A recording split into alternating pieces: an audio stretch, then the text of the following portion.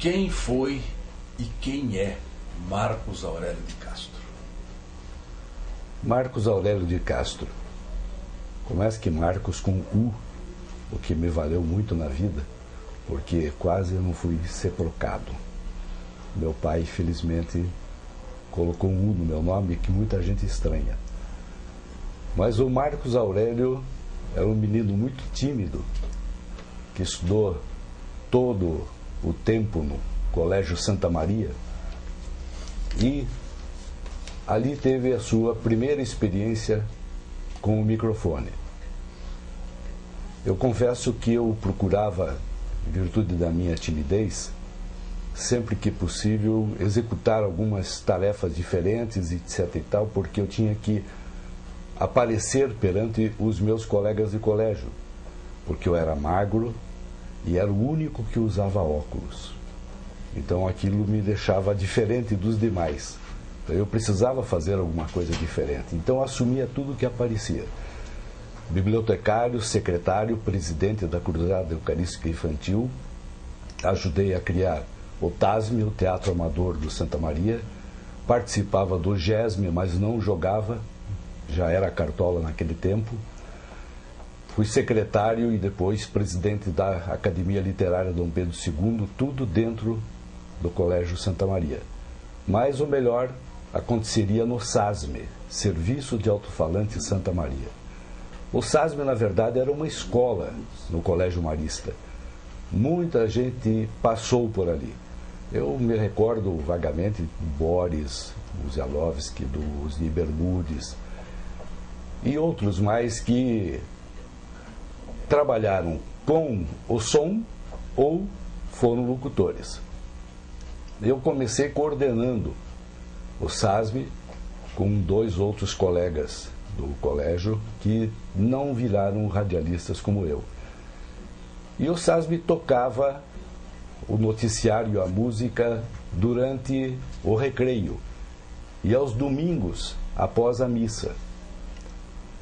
E para mim era ótimo, porque eu era o primeiro que saía da sala, porque eu tinha que esquentar os alto-falantes.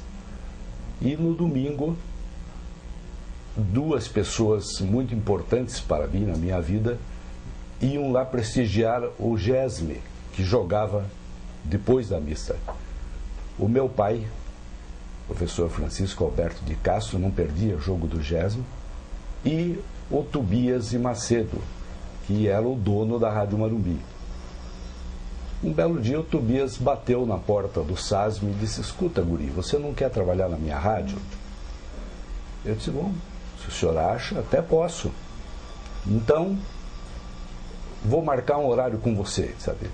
Um belo dia ele chegou e disse assim: olha, vá lá na Rádio Marumbi, aqui no edifício Santa Catarina, e faça um teste de locução lá. Diga que foi eu que mandei, mas já está acertado lá. Em que ano isso, Maurício? 1956, faz tempo, né? Aí então eu fui, e o chefe de locutores era o Vicente Micos. Eram 6 horas da manhã e como ninguém estava ouvindo a rádio, eles aproveitavam para fazer teste.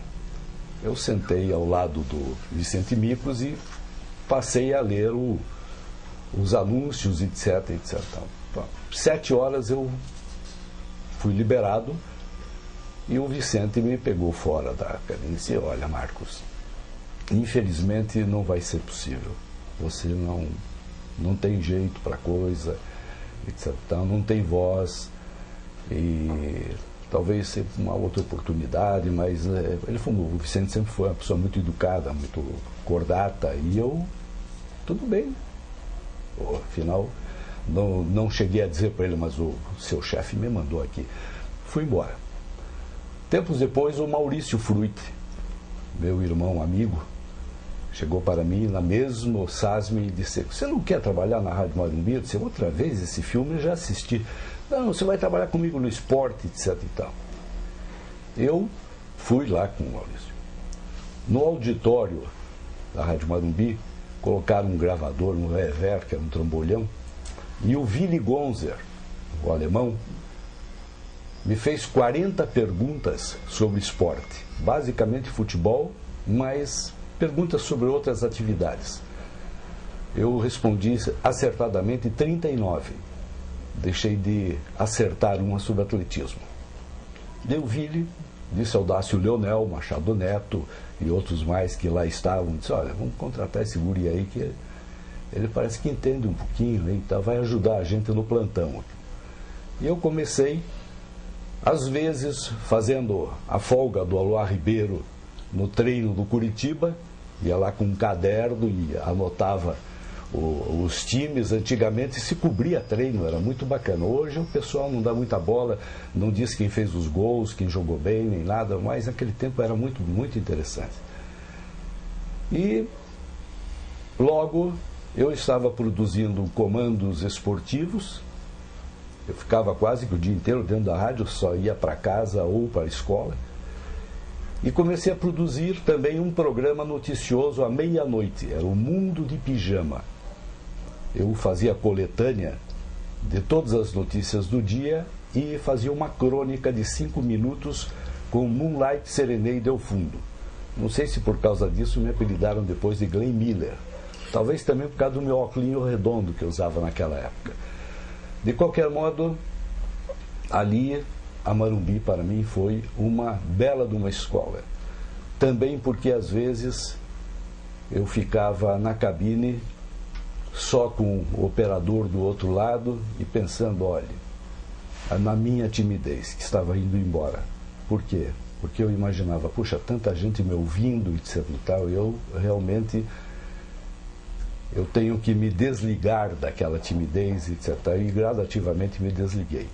Mas me desliguei da Morumbi também, porque o Machado Neto foi para a ONG, Organização Najib Shed, e levou quase toda a equipe da Rádio Morumbi.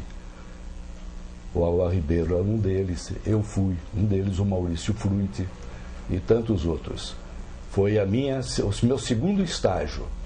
A Morumbi foi o primário, emissora curitibana foi o ginásio. Ali, com aqueles monstros sagrados, eu também consegui crescer um pouquinho mais dentro do rádio.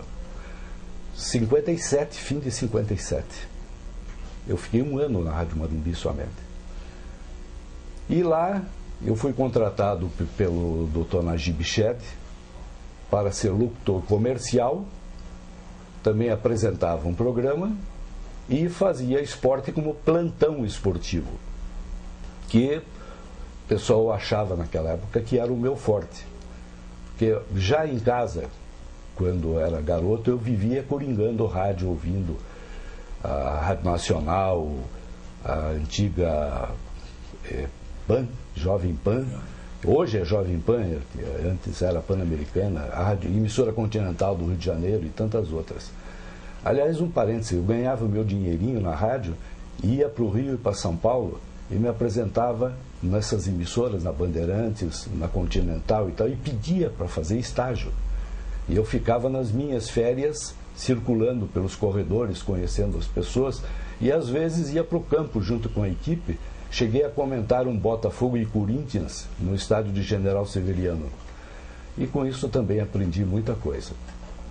Mas, no plantão esportivo, havia uma deficiência muito grande. Tinha apenas um rádio e eu tinha que ficar com o fone e ouvindo também o locutor as deixas dos narradores. Mas eu era obrigado a ouvir as emissoras e passar, etc. e tal. Um dia eu apelei aos meus colegas e disse, olha, escuta, vocês não dão jeito de me arrumar alguns auxiliares, alguns rádios mais para eu poder executar o meu trabalho melhor? Sabe como não? Então, dias depois me apresentaram 3 mancebos. Antônio Cury, Mauro Edson Carriel e Ayrton Ravaglio Cordeiro. Os 3 meninos que iam me ajudar no plantão esportivo. E ali nasceu, além de uma atividade profissional muito interessante, uma grande amizade. Amizade que, graças a Deus, perdura até hoje. Infelizmente perdemos o Mauro Edson, que faleceu, mas com Antônio Cury e Ayrton Cordeiro ainda tenho uma grande amizade. Com o tempo, os meninos queriam voos mais altos. E aí diziam, Marcos, vamos começar a gravar alguma coisa e vamos transmitir futebol e tal. Eu disse, eu também gostaria de mudar um pouquinho, mas não tenho jeito para transmitir futebol. Então comente. Aí nós levávamos o grande rever para a cabine do estádio do Divaldo Brito. Pela manhã havia jogos de campeonato de juvenis e o Ayrton Cordeiro, o Antônio Cury e o Mauro Edson se revezavam na narração e eu comentava. Um dia o Maurício Fruit, já chefe da equipe, disse para mim, você vai comentar agora, você vai passar a comentarista. Eu disse, não, tudo bem, vou passar a comentarista. E passei a comentarista esportivo. Não me recordo bem o ano, mas foi uma experiência interessante. Trabalhei com vários grandes amigos também, essas nossas duplas de narração eram muito interessantes, porque você se fixava bem nessa amizade. E fiquei até 59 na emissora curitibana. Um dia eu fui convidado pela Federação Paranaense de Basquetebol para compor a delegação que ia ao Rio de Janeiro para o Campeonato Brasileiro Juvenil. E convidaram a mim. Eu gostei muito da ideia, com tudo pago, isso é ótimo, vou. Aí fui conversar com a direção da rádio, a direção disse, não, você não vai. Mas é tudo pago, etc. Você não vai gastar nada. Nem quem é que eu ponho no teu lugar, enquanto você estiver fora. Aí eu pedi demissão e fui. Como eu não tinha mais a rádio para passar os boletins, eu acertei com a Gazeta do Povo. E aí começou a minha atividade na Gazeta do Povo, já como jornalista. Eu fiz a cobertura do campeonato, ficamos alojados na Ilha das Cobras, no quartel dos Fuzileiros Navais, no Rio de Janeiro, que foi também uma experiência notável para mim, porque o meu avô paterno era capitão de fragata da Marinha Brasileira. E eu, quando era piá, eu queria ser marinheiro, eu queria seguir os passos do meu avô. E por causa da vista e com o tempo eu eliminei essa ideia, eu nunca consegui. Então, eu fui para o quartel dos Fuzileiros Navais e aquilo tudo para mim era uma novidade muito grande, era muito bonito de ver o hino nacional pela manhã, etc. e tal. Eu comentei com o tenente que nos acompanhava e disse assim, meu avô era capitão de fragata e tal. Então. No dia seguinte de manhã eu voltei para o alojamento e minhas coisas não estavam mais lá. E eu fui falar com o tenente, minhas coisas não estão mais lá no alojamento, senão o senhor está agora no alojamento dos oficiais, o senhor tem um quarto privativo, porque nós encontramos o seu avô nos nossos anais e realmente, inclusive, ele foi um herói na Guerra do Paraguai. Então, esse foi um episódio muito interessante que o rádio me proporcionou também. Mas na minha volta, eu fiquei só trabalhando na Gazeta do Povo e parei com o rádio. Até o dia em que o Aloar Ribeiro tocou a campainha da minha casa. Ele disse, Marcos, eu estou montando uma equipe na Rádio Cultura e gostaria de contar com você. E eu fui com o Aloar Ribeiro. Realmente era uma equipe muito batuta, gente muito boa. Dr. Abílio Osmo era um empreendedor, um homem que apostava no rádio, era a Rede Paranaense de Cultura, então era muito interessante o trabalho. E na Rádio Cultura eu iniciei a minha principal atividade. Depois do rádio, que foi a minha grande escola, que foi a minha profissão de Relações Públicas. Porque eu criei um departamento de Relações Públicas dentro da rádio, eu era o único, né? Só eu fazia, e mandava notinhas da rádio para os jornais. E com isso até foram aparecendo colunas de rádio, porque eu municiava muitos jornais com informações sobre a rádio e eles passaram a pegar de outras também. Surgiu até uma TV Programas, do Luiz Renato Ribas, da qual também eu tive a felicidade de participar. E nunca me esqueço que eu fiz uma entrevista muito interessante para a TV Programas, porque eu conheci de perto uma figura emblemática, uma pessoa que eu já admirava muito e com a qual eu tinha trabalhado no Maruí, que era o Osni Bermudes. E a entrevista tinha uma fotografia do Osni Bermudes com o seu casal de gêmeos, o Osni Bermudes, filho, hoje jornalista, profissional de relações públicas, e a sua irmã. E ele era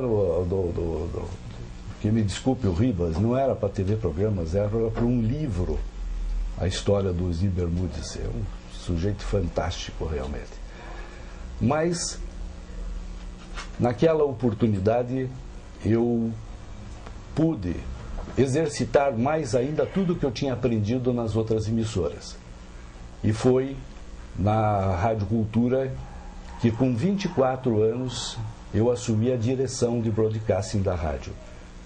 Graças ao apoio do Dr. Abílio, que me convidou, do Aloar Ribeiro, que compreendeu que teria que dispor um pouco menos da minha presença no esporte, e lá fui eu para a direção de broadcasting, com cerca de 120 funcionários, ajudando o seu Castro, que não era meu parente, que era diretor também, o João Carlos Aguiar.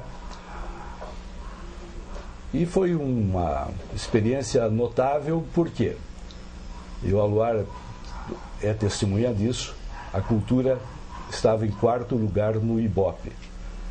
E eu fiz uma pequena revolução lá dentro com o apoio de toda a equipe. E ela foi para o 2º lugar. E esse 2º lugar ela não conseguia ir para o primeiro, porque o primeiro era da B2. A B2 tinha as novelas, os auditórios, etc. e tal, então a Cultura permanecia sempre na 2ª colocação. Qual foi a meta principal? Eu transformei a Cultura numa emissora eminentemente noticiosa. Tinha boletins de meia e meia hora, o esporte foi incrementado mais ainda, e eu contratei vários profissionais que mantinha no departamento de jornalismo, com gravadores e rádio, ouvindo emissoras do Rio, São Paulo, como se fosse um plantão esportivo, mas um plantão 24 horas. E aconteceram coisas sensacionais. Uma delas, que eu nunca esqueço, foi o fato de que a Rádio Cultura, em Curitiba, teria sido a primeira emissora no Brasil a noticiar o atentado ao Kennedy. Porque o meu irmão, Milton Alves de Castro, estava ouvindo a Voz da América. Ele tinha um fone, um gravador, etc. e tal. Só que ele, quando a Voz da América anunciou o atentado, ele gritou. E eu estava na sala ao lado. Eu corri para ver o que era. Ele disse assim: mataram o Kennedy. E eu não esperei nem para saber o que era que tinha acontecido. Eu corri para o estúdio e o Jamur Júnior estava apresentando Ponta de Safira, que era um programa de uma audiência fantástica. Eu, por trás do ombro do Jamur, levou um susto, inclusive, disse assim: Jamur, me desculpe, mas mataram o presidente dos Estados Unidos. Pô, aquilo foi um boom. O doutor Abílio estava na sala dele, já veio correndo: o que aconteceu? Eu disse: então, como é que vocês deram onda? Mataram o presidente dos Estados Unidos.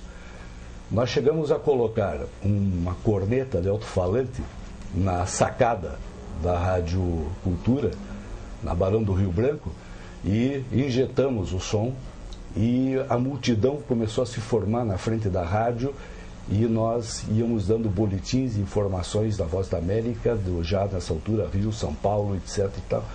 E com isso a Cultura realmente passou a ocupar um espaço muito importante pelo aspecto noticioso e informativo. Mas as coisas evoluem. E eu fui convidado um dia, comprando não sei o que nas lojas, posso falar, né, Ribas, HM, e encontrei o deputado federal Hermes Macedo. Ô, professor Aurélio, como é que está a rádio lá e tal? Ah, tudo bem, está ótimo, etc e tal. Me diga uma coisa, você não quer trabalhar comigo aqui? Eu disse: olha, o senhor veja, eu estou satisfeito lá, etc e tal. Eu tinha realmente um salário muito bom, tinha participação no faturamento da rádio e assim por diante. Então, o que eu fiz? Eu continuei na rádio. Mas houve depois um entreveiro com o Dr. Abílio, que eu não gostaria de mencionar, e eu pedi demissão da rádio. Atravessei a rua e perguntei ao Dr. Hermes Macedo: o senhor ainda me quer aqui? Sim, como não? Mas veja, o Abílio é meu amigo, você está saindo bem, etc e tal. Não, eu briguei com ele. Ah, brigou? Ah, então eu vou lá conversar com ele.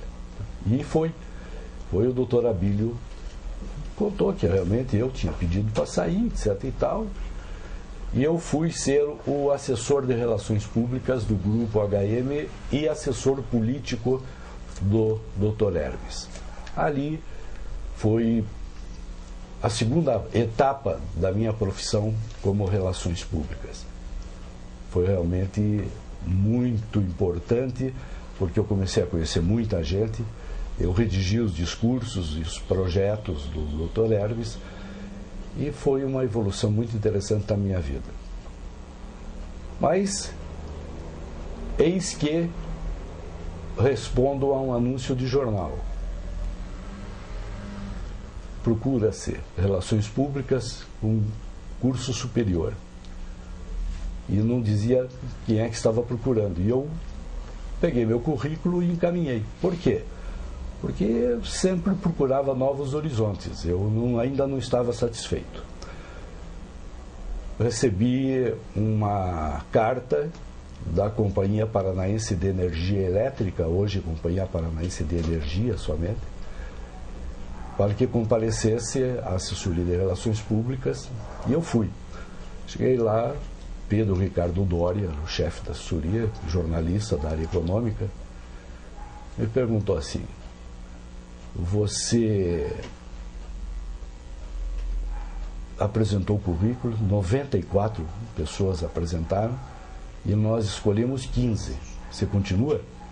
Eu disse: eu continuo. E assim foi, até que eu passei também pelo psicotécnico, pela parte relacional, e acabei ingressando na Companhia Paranaense de Energia. Ainda trabalhava em rádio. Continuei trabalhando em rádio até 1972, quando fui solicitado pela direção da Copel a me dedicar somente à minha atividade na empresa. Marcos Aurélio, você, dessa sua trajetória, você revelou nomes para o rádio do Paraná? Olha, Machado, você lembrou bem, mas eu acredito que algumas pessoas, eu não vou dizer que eu tenha revelado o Ayrton Cordeiro, o Antônio Cury, o Mauro Edson, mas eles... Mas nos ajudou muito. Eu procurei, conforme eu frisei, dar um apoio à atividade deles. Na Rádio Cultura também. Nós tínhamos um operador de som chamado Robertinho, Luiz Severo Tavares, e ele era operador de som. Aí eu disse para ele: Robertinho, você não quer fazer um programa disc jockey? Eu disse: eu? E o Robertinho era pequenininho, assim, mas muito simpático, muito batuto. Se o senhor acha?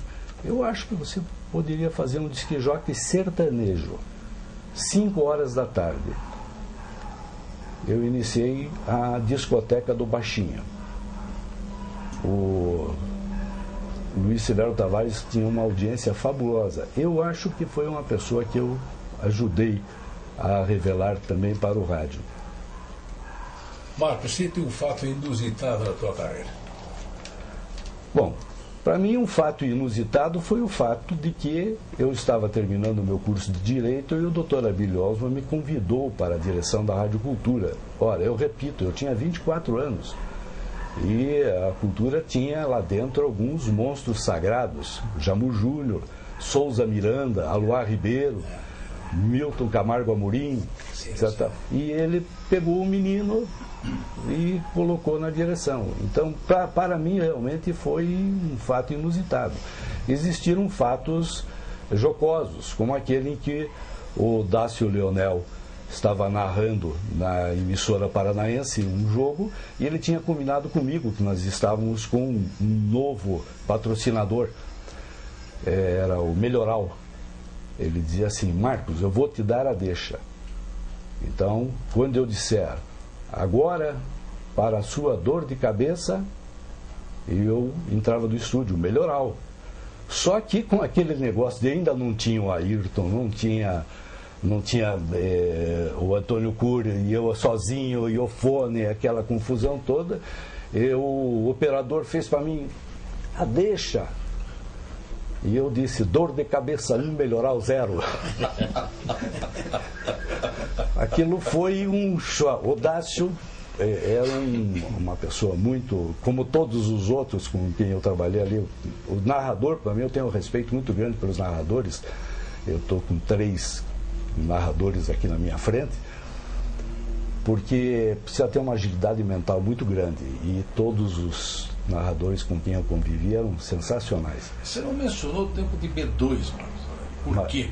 Porque eu quero lhe dizer que o Dácio Lonel gritou assim: gol! Melhoral acaba de marcar um gol, empatou e vai ganhar essa partida. Com isso ele livrou a minha cara e livrou também. B2.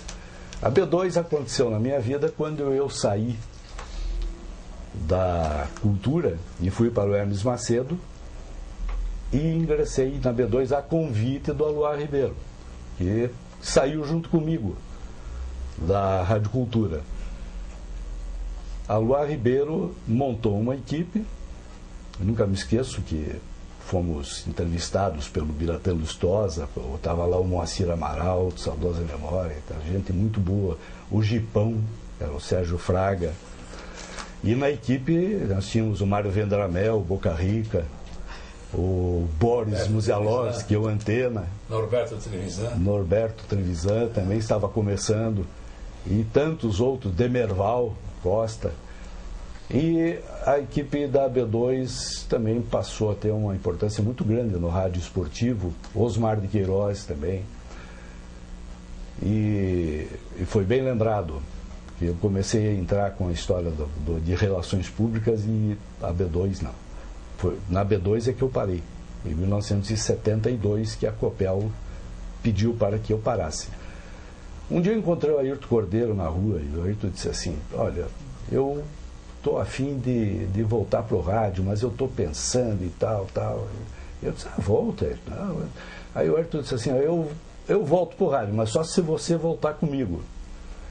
Aí como eu sabia que ele não ia voltar, eu disse: vou voltar com você, sim, fique tranquilo e tal. Um dia ele ligou para mim e disse assim: ainda está de pé aquele voo com você? Eu disse: está de pé, assim, então vamos para a Rádio Independência. Eu então disse: bom, o que eu vou fazer agora? Eu prometi para ele, né?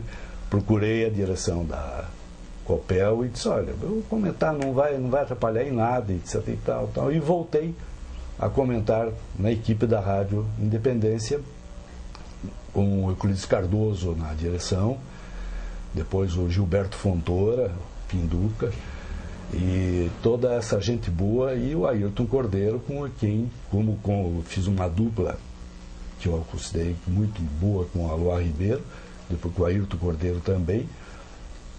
E foi um belo tempo, porque a Rádio Independência também teve uma participação muito boa na minha vida.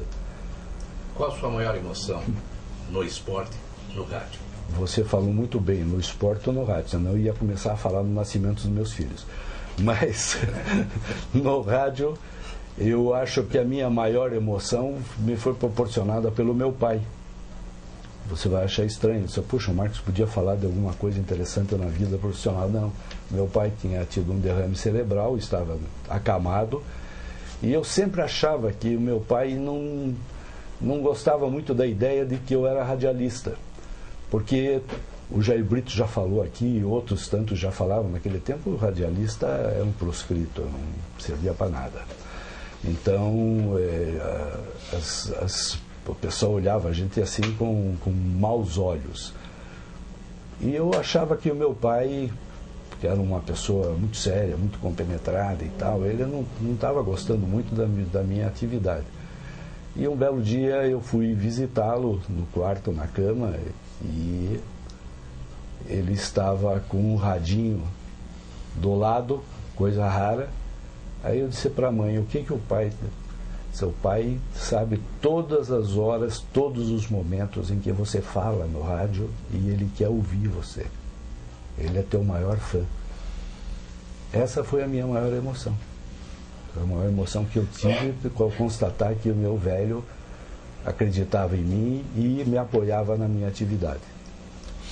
Marcos, um jogo memorável da tua carreira? É um ou vários jogos memoráveis? Olha, eu tinha que me ater a Atletibas, mas acho que foi fantástico assistir no Maracanã e comentar aquele jogo das eliminatórias do Mundial, em que o Brasil derrotou o Paraguai com 200 mil pessoas no estádio. Aquilo ali me deixou 1-0, né? 1-0, foi um jogo fantástico e também pela multidão, etc. Mas eu talvez tenha sido a única pessoa, talvez o Ayrton também, mas ele vai me dizer. Eu assisti as 3 despedidas do Pelé, no Maracanã, no Pacaembu e em New Jersey, onde estava o Ayrton com o Capitão Hidalgo e outros diários, Lombardi. Então, essa também foi uma emoção muito grande. O Pelé jogava no Cosmos, e eles adaptaram lá um estádio de beisebol, e ali eu fiquei emocionado porque eu vi a fotografia do Pelé na primeira página do New York Times. Então, eles não davam esporte na primeira página, e a despedida do Pelé apareceu ali. E para mim também foi muito emocionante. Marcos, eu acho que você descobriu, né?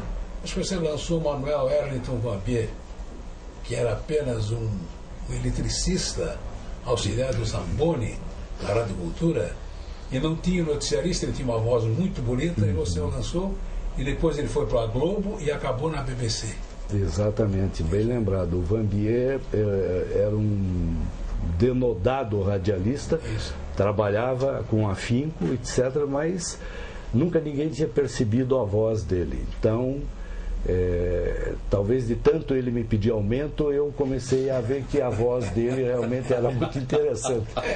E acabei fazendo com que ele fosse para a locução. E realmente, você lembrou bem, ele foi parar até no exterior. Tinha uma voz fantástica. Agora, eu lembrei dos nossos disc-jockeys na cultura. Eu descobri que o Souza Miranda ainda está trabalhando em Santa Catarina, em Florianópolis, com 90 e poucos anos. Tinha uma voz aveludada, espetacular. Ele apresentava o nosso encontro, 11 horas da manhã, depois do Ponta de Safira, do Jamur. E aí me faz lembrar uma outra coisa interessante. Nós tínhamos o grande jornal da noite, Cultura. E era apresentado, vejam bem, Jamur Júnior, Souza Miranda, Ciro César e Souza Dias, 4 locutores, 2 microfones de dupla face, e os 4 apresentavam. E eu fazia a folga sempre de um deles. Cada vez que um folgava, eu que ia fazer a locução. E eu ficava com a minha vozinha desse tamanho e aqueles ficavam... Oh. Aí eu disse, bom, eu vou dar um show em cima deles. Porque eles erram muito e eu não erro. Eu tinha uma vaidade, tenho até hoje, eu sei ler. Então eu lia o noticiário e não errava. Aí eu dizia para eles, escuta, vamos fazer aqui ver quantas vezes cada um erra. E aquele que errar mais, depois vai para o bar e vai pagar a bebida para os outros. E aí, começava, e o Souza Miranda disse, não, deixa que eu marco. E ele ia, só que eu ficava de marcação em cima dele, porque ele era muito vivo, né? E no final das contas eu nunca paguei, porque eu que errava menos. Perdia na voz, mas ganhava na leitura. Esse também acho que foi um episódio interessante e que marcou a minha presença no rádio. Foi daí que surgiu.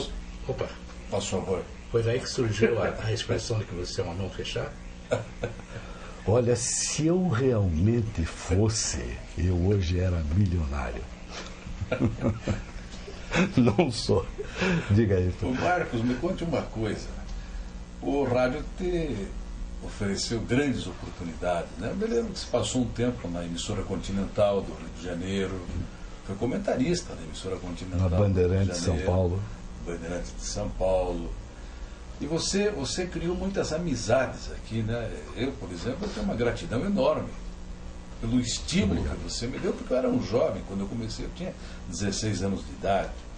Mas certamente como o rádio te deu tantas alegrias e se associou ao teu êxito profissional, você depois foi secretário de imprensa do governo do Estado, o rádio também te causou alguma decepção que pudesse marcar assim o seu coração negativamente? Não. Eu não tive decepção nenhuma com o rádio e adoro tanto o rádio que eu vivo colado nele. Eu trabalho em Santa Catarina, na cidade de Ibirama, moro em Presidente Getúlio, de segunda a sexta-feira, venho todo fim de semana para cá, levo o rádio na minha bagagem, eu fico vendo televisão com o rádio do lado, eu tiro o som da televisão e ouço o rádio, não admito os narradores de televisão, não vou mencionar nenhum deles, mas não admito nenhum deles. E adoro realmente o rádio, nunca tive decepção nenhuma com o rádio. E vou lhe dizer uma coisa, você falou que eu fui secretário de imprensa do Ney Braga e do José Oskin de Novaes. Eu acho, Ayrton Cordeiro, até um dia eu vou levantar a história da comunicação social, que eu fui o único radialista a ser secretário de comunicação social do governo.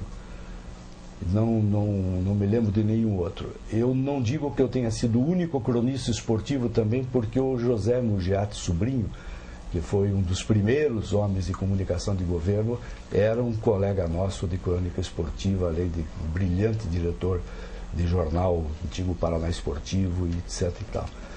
Então, eu tenho rádio no meu coração, nunca tive decepção nenhuma, e a minha profissão hoje de relações públicas, tenho registro profissional, fui delegado do conselho aqui durante muitos anos, a minha atividade tanto na Copel como na Itaipu, etc. e tal, toda ela eu devo ao rádio. Não só pela eliminação da minha timidez, mas também porque o rádio foi uma escola fantástica e a oportunidade de conhecer tanta gente boa, tanta gente amiga e tanta gente respeitável, bem ao contrário do que se dizia da profissão de radialista. Cabe uma pergunta aí.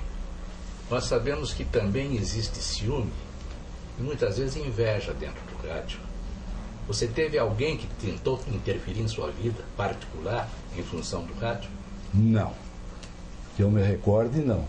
Eu não digo que você não tenha tido alguns percalços na carreira, alguma inimizade gratuita, alguma coisa assim, mas isso nunca me abalou. Eu sempre fui uma pessoa que procurou pensar no bem-estar dos outros. Eu acho que nunca provoquei inimizades, as inimizades vieram do outro lado, mas nunca provoquei inimizade, tanto que eu tenho aqui vocês como testemunha da amizade que eu ainda tenho com as pessoas com quem eu convivo. É claro que existem pessoas maldosas em todos os lugares, etc. e tal. Eu tive alguns problemas na área política, na área esportiva, no rádio, mas para mim é coisa totalmente superável e que não interferiu em nada na minha vida particular, nem na minha profissão. Na minha vida particular, eu só gostaria de dizer rapidamente que eu tenho uma outra grande emoção, que é a minha esposa. A esposa de um profissional de rádio, ela é como se fosse a esposa de um médico. Elas sofrem muito. E a minha mulher, Belkis, você ainda vai ver essa gravação, ela sofria duplamente. Por quê? Porque o meu tempo de Copel, e eu fiquei 25 anos na Copel, eu viajava muito, eu cheguei a conhecer todos os municípios do Paraná. Hoje já não conheço porque o Aníbal Cury criou vários outros. Mas eu conhecia todos os municípios do Paraná. E viajava com a minha malinha, chegava em casa, a Belkis já estava com a outra mala pronta, porque eu ia para o mesmo lugar, às vezes, para comentar futebol. Então, eu sacrifiquei a minha família, a minha esposa, meus filhos, e realmente eu acho que nós temos que respeitar muito a esposa dos radialistas, dos narradores que viajam muito, correm riscos nas estradas. E eu tenho quanto tempo ainda? Eu queria contar então dá para contar um fato. Esse eu acho que é marcante e vale a pena. Dos perigos que nós corremos. O Aluar já passou por vários perigos também, o Machado, o Ayrton, mas eu tive um sensacional. Coritiba e União Bandeirantes, na cidade de Bandeirantes. Famoso Canavial, etc e tal, família Meneghel. E o Coritiba foi para lá para disputar uma partida muito importante. E o jogo corria quando o lateral esquerdo, Serafim, do União Bandeirantes, deu um chega para lá mais violento no Oromar, que era o ponteiro do Coritiba. E o Oromar capotou no chão. Então foi o banco do Coritiba levantou e o Dr. Viale, era o médico do Coritiba, correu para dentro de campo para acudir o Oromar. E o Oromar parece que também não estava lá muito bem, não. O baque foi grande. E o Dr. Viale fez assim para o zagueiro Serafim e o zagueiro o Dr. Viale. Aí seria o fim dele se ele não fosse um homem forte. Mas eu, lá na cabine, o narrador era o Willy Gonzer. E eu era o comentarista. E o Norberto Trevisan estava de repórter. Eu comecei a desandar em cima. Isso é um absurdo que está acontecendo aqui em Bandeirantes. Está acontecendo isso, aquilo e tal e coisa. De repente eu vi um barulho e o Willy Gonzer pulou. E quando eu me virei, tinha um cara com um revólver na minha cara. Quando eu vi aquele berro, né?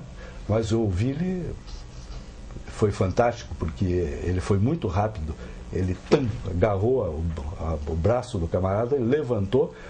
Nesse inteirinho entrou um outro torcedor e ajudou o Willy a tirar da cabine aquele cidadão. Mas o ato desse camarada provocou um burburinho da torcida e a torcida começou a nos hostilizar da cabine. Então, era muito próximo da torcida. O estádio era horrível. E aí começou aquele auê. E nós estávamos com Augusto Reis transmitindo o jogo Paraná Londrinense e Água Verde no VGD em Londrina. Isso foi no tempo da B2, com certeza. No tempo da B2. O fio do Norberto Trevisan foi cortado. Passaram a gilete no fio do repórter esportivo. Então a situação, o civil, nós vamos sair vivo daqui. Aí me deu um estalo, eu disse, Vili, vamos fazer o seguinte, o jogo lá em Londrina vai mais uns 10 minutos, aqui estava uma diferença, tinha começado um pouco mais cedo. Quando terminar aqui, passe para o Augusto Reis, e eu vou comentar pela linha de serviço. Aí o Vili disse, ótimo. E fizemos isso, eu sentei no chão da cabine, e fiquei aguardando. Quando o Augusto Reis tomou a palavra lá em Londrina, eu comecei, pela linha de serviço, a comentar o jogo. Aí, me desculpe, eu não perdia, vocês sabem disso, a cabeça muito facilmente, mas eu quase que perdi a cabeça, então eu desandei com o União Bandeirantes, com a torcida, etc. e tal, disse horrores, né? E terminei o comentário, e o Augusto Reis estava terminando a narração dele. Aí recolhemos o nosso equipamento e fomos para a Rural Willys, que nós tínhamos, né? Aí o motorista da Rural Willys estava em estado de torrefação e moagem. Então eu peguei o volante e o Vili e o Norberto colocamos o motorista no bagageiro da Rural e fomos para a estrada. Quando nós estávamos já a alguns quilômetros, né, e ouvindo, e a B2 ouvia-se maravilhosamente bem em qualquer lugar. Era a única emissora do Paraná ouvida no interior. Ouvia que era uma maravilha. Tinha uma tremenda audiência, era impressionante. Impressionante. E no radinho do carro, de 49 metros, e agora os comentários de Marcos Aurélio e tal. E eu estava no volante, aí então pisei mais ainda. Disse, bom, aquele bando vem atrás da gente aqui, não é? E mandei ver. Disse, bom, resultado. Conseguimos escapar, mas o Bandeirantes não conseguiu escapar, porque eles fizeram coisa similar com os nossos companheiros da Rádio Guairacá, que estava lá, o Silvio Ronald estava lá, não me lembro quem era o comentarista escalado, mas todo mundo sofreu. Nós ficamos um ano sem ir ao estádio Comendador Meneghel por causa disso, ou seja, a crônica esportiva, coisa rara, se uniu e disse, não vamos mais transmitir de Bandeirantes.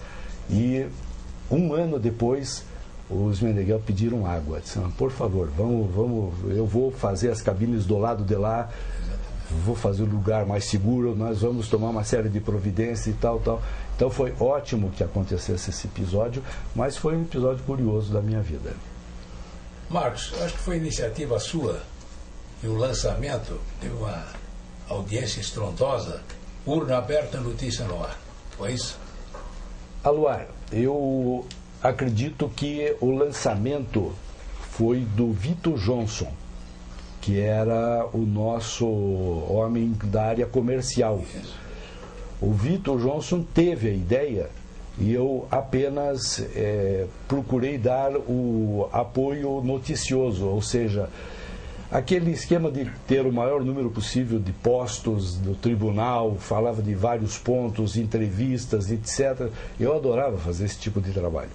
E realmente o Urna Aberta Notícia do Ar foi um episódio muito interessante, até lembrado pelo Jair Brito, aqui mesmo, em que ele considerou que foi um ponto máximo da radiofonia, porque dava-se a informação de uma maneira amadorística, era muito difícil. Hoje o repórter fica na frente do computador e tem todas as informações em poucos minutos, a facilidade é enorme, mas naquele tempo era muito complicado, realmente era muito difícil, e a gente contava mesmo com o apoio dos amigos, o apoio dos companheiros que levavam a fundo a sua atividade. Nós varávamos 24 horas, lembra, Luar? Com a Marmitex, a rádio fornecia Marmitex e nós não saímos dos nossos postos com a Marmitex. Por falar em Marmitex, Machado, lembra das corridas do Perereca, do Altair Barranco, etc., pelas ruas?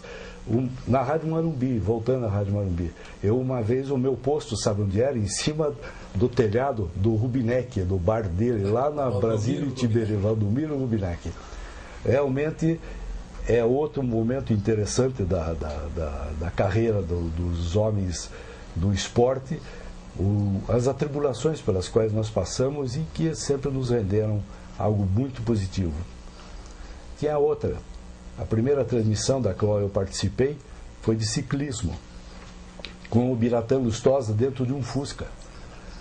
E eu disse ao Biratã, vamos fazer a primeira entrevista com o vencedor. Ele disse, mas como é que nós vamos fazer, etc e tal.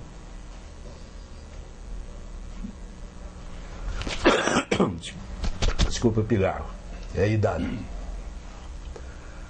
Aí ele disse, bom, como é que nós vamos fazer? Eu disse, bom, pegamos o microfone, amarramos na ponta de uma vassoura e de dentro do carro emparelhamos com Jaime Nunes da Silveira e ele ultrapassou a linha de chegada, aos gritos, nós pusemos no ar os gritos do Jaime Nunes e as primeiras palavras dele como vencedor daquela corrida. Outro episódio interessante e que marcou um pouco na minha atividade. Marcos, isso aí, inclusive, eu com o Biratã Lustosa, nós fizemos durante a corrida, que os Di Bermudes improvisou um microfone que punhamos para fora da rural e na corrida. Mas eu queria aproveitar essa oportunidade, Marcos. Você passou o espanador da minha memória, porque eu, velho como estou, já não lembrava de muitos fatos que foram relembrados. Então eu queria dizer que foi muito oportuna essa sua entrevista e eu fiquei de veras satisfeito por ter podido relembrar de vários fatos que eu já havia esquecido. Muito obrigado pela sua narrativa. Não, o que é isso, Machado?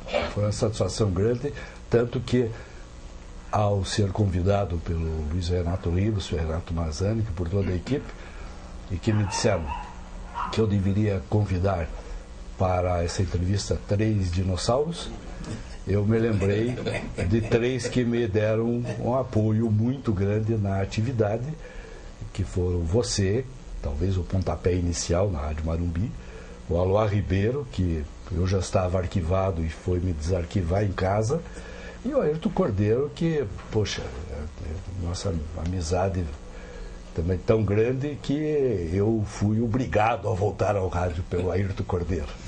Marcos Aurélio, eu vou repetir mais ou menos o que o Machado disse, porque o sentimento da gratidão, ele é eterno, ele é perene, né? E você deu uma contribuição ao rádio muito grande. Eu vou destacar um ponto que hoje é muito controverso no rádio atual, que é a independência, a imparcialidade, a forma correta de colocar as coisas. Você nunca escondeu de nenhum de nós que você é um torcedor do Curitiba fervoroso. Me lembro quando nasceu o seu primeiro netinho, filho do Guilherme. O Guilherme nasceu e o filho do Marcos Aurélio, neto, também do Marcos Aurélio, filho do Guilherme, foi registrado como sócio do Curitiba. Eu acho isso maravilhoso. Agora, mais maravilhoso é saber que você, na sua profícua gestão profissional de rádio, você nunca confundiu a sua paixão do coração com o seu trabalho profissional. Mas isso tem um preço também, né? Tem. E grande. E grande. E eu vou lhe dizer uma coisa.